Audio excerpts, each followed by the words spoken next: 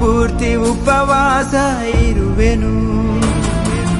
ನಿನ್ನ ಒಂದು ಅಪ್ಪುಗೆಯೂ ಸಾಕು, ಆ ನೆನಪಿನಲ್ಲಿ ಸೆರವಾಸ ಇರುವೆನು.